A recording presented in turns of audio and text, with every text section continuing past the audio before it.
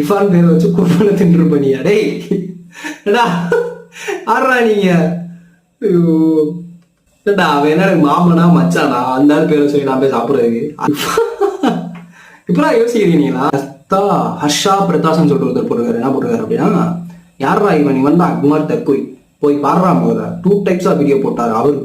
அவரு நம்ம ரெண்டுமே ரூட் சைடு கடை தான், பட் டிஃபரன்ஸ் லேயோஜூ ரெண்டு ஜும்மும்.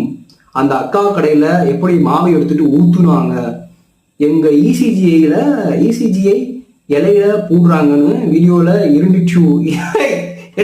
என்னையா போட்டிருக்க?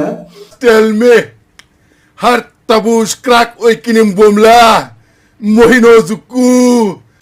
அதை பார்க்கலையாடா நீ?